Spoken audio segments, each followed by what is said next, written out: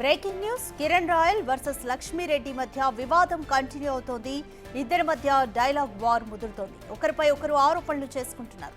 Lakshmi Reddy issue ఎప్పుడో ముగిసిన వివాదమని Kiran royal అంటుంటే తనకు ₹1,20,00,000 కిరణ్ రాయల్ ఇవ్వాలని లక్ష్మీరెడ్డి చెబుతోంది. ఇంతలోనే రాజస్థాన్ పోలీసుల ఎంట్రీతో మరో టర్న్ తీసుకుంది.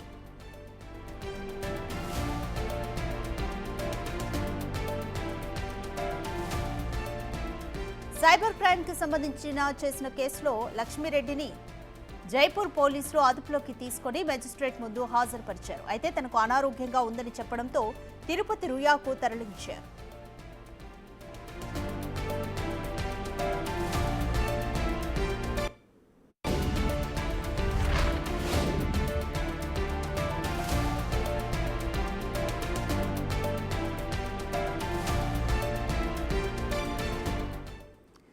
మోర్ డీటెయిల్స్ మా ప్రతినిధి దామోదర్ అందిస్తారు. దామోదర్, జైపూర్ పోలీసులు ఎందుకని లక్ష్మీరెడ్డి కోసం వచ్చారు? ప్రస్తుతం లక్ష్మీరెడ్డి రుయాలో ఉన్నారు. ఆ పరిస్థితి ఏ విధంగా ఉంది? రాధిక 2021లో జైపూర్ చాంద్వాజీ పోలీస్ స్టేషన్లో లక్ష్మీరెడ్డితో పాటు అరుణ్ రెడ్డి, మహమ్మద్ జహీద్ ఖాన్ అలియాస్ గని అనే ముగ్గురిపైన సెక్యూరిటీ ఏదైతే సైబర్ క్రైమ్ కింద కేసు నమోదైంది. మనీకి సంబంధించి ఏదైతే మనీ ట్రాన్స్ఫర్ ఇష్యూలో ₹12 లక్షల ఈ విధంగా క్రిప్టో కరెన్సీకి సంబంధించిన కేసు నమోదైంది. 419, 420, 66C, 66D, 120B 406 సెక్షన్ల కింద కేసు నమోదైంది. ఈ కేసుకు సంబంధించి ఇప్పటికే ఏదైతే మహమ్మద్ గనీతో పాటు అరుణ్ రెడ్డి ఇద్దరు కోర్టుకు ఏదైతే అక్కడ పోలీస్ స్టేషన్ వద్ద హాజరై బెయిల్ మీద ప్రస్తుతం ఉన్న నేపథ్యంలో అసలైన ఏదైతే లక్ష్మీరెడ్డి అప్పటి నుంచి పరారులో ఉందని జైపూర్ పోలీసులు అంటున్నారు. తాజాగా ఏదైతే 3 రోజుల నుంచి ఇటు లక్ష్మీరెడ్డి కిరణ్ రాయల్ పైన చేసిన ఆరోపణల నేపథ్యం ఆ వివాదం మధ్యలో ఇక్కడ నుంచి ఆమె మీడియాలో పెద్ద ఎత్తున కనిపించడంతో ఈ మీడియా లింక్స్ జైపూర్ పోలీసుల వరకు చేరాయి. ఈ నేపథ్యంలో జైపూర్ పోలీసులు నిన్న మధ్యాహ్నం ఇక్కడికి చేరుకున్నారు. 1 గంట సమయంలో ఆమెను ప్రెస్ క్లబ్లో ప్రెస్ మీట్ తర్వాత ఆమెను ఏదైతే తమ అదుపులోకి తీసుకున్నారో తర్వాత స్థానిక ఎస్వి పోలీస్ స్టేషన్లో ఆమెను హాజరుపరిచి అక్కడ నుంచి స్థానిక మెజిస్ట్రేట్ వద్దకు తీసుకెళ్లారు.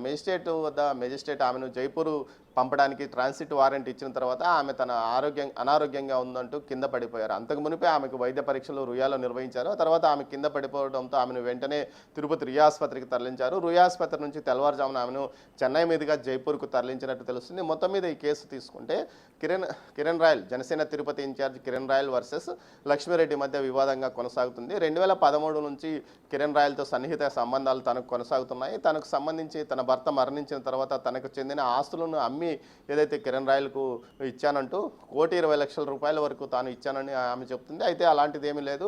₹30 లక్షల వరకు తమ మధ్య ఆర్థిక లావాదేవీలు నడిచాయి. 25 లక్షల వరకు నడిచాయి. ₹30 లక్షల తాను తిరిగి చెల్లించడానికి పెద్ద మనుషుల మధ్య ఒప్పందం చేసుకున్నాను. అందుకు సంబంధించి చెక్కులు డాక్యుమెంట్లు కూడా ఏదైతే ఇచ్చానో పరస్పర ఒప్పందం రాజీ కుదిరినట్లు కూడా తమ మధ్య డాక్యుమెంట్లు ఉన్నాయి. అది కూడా వైకాపా నేతల మధ్యనే నడిచాయని కూడా చెప్తున్నారు. మొత్తం మీద అయితే లేదు, ఇవన్నీ అబద్ధాలు, తనను బెదిరించాడు, తన కుమారులను చంపివేస్తాడంటూ బెదిరించాడంటూ కూడా ఆమె చెప్తుంది. ఈ నేపథ్యంలో మరోసారి ఆ వివాదం పెద్ద ఎత్తున అయ్యింది. ఇటు తన ఫోటోలను మార్ఫింగ్ చేస్తున్నారంటూ ఏదైతే కిరణ్ రాయల్ తిరుపతి ఏదైతే అడిషనల్ ఎస్పీకి కంప్లైంట్ చేశాడో ఆ తర్వాత ఏదైతే ఎస్వి యూనివర్సిటీ పోలీస్ స్టేషన్లో లక్ష్మి కూడా కంప్లైంట్ చేసింది. ఇట్లా పరస్పరం ఫిర్యాదులు చేసుకున్న నేపథ్యం పెద్ద ఎత్తున సోషల్ మీడియాలోనూ అదేవిధంగా ఓ పార్టీకి అనుబంధంగా ఉన్న మీడియాలోనూ పెద్ద ఎత్తున ఇటు కిరణ్ రాయల్ మీద వార్తలు రావడం. ఈ నేపథ్యంలో కిరణ్ రాయల్ పైన పార్టీ కూడా స్పందించి అతన్ని పార్టీ కార్యక్రమాలకు కొద్ది కాలం పాటు దూరంగా ఉండాలని విచారణకు హాజరు కావాలని కోరినట్టు తెలుస్తుంది. దీనికి సంబంధించి నాదెండ్ల మనోహర్తో కూడిన విచారణ కమిటీ విచారణ చేయనున్నట్లు సమాచారం. కాకపోతే ఏదైతే ప్రస్తుతం ఎమ్మెల్సీ ఎన్నికలు జరుగుతున్న నేపథ్యంలో వారు కొంత సమయం తర్వాత రమ్మని చెప్పినట్టు తెలుస్తుంది. మొత్తం మీద ఈ వివాదానికి సంబంధించి అటు ఇద్దరు సన్నిహితంగా ఉన్నారో ఆ తర్వాత ఆర్థిక లావాదేవీలతో విడిపోయారా మరో కారణంతో విడిపోయారా అన్న విషయం తెలియదు. కానీ ఇద్దరి మధ్య విభేదాలు వచ్చాయి. ఇప్పుడు తనను బ్లాక్మెయిల్ చేస్తుంది,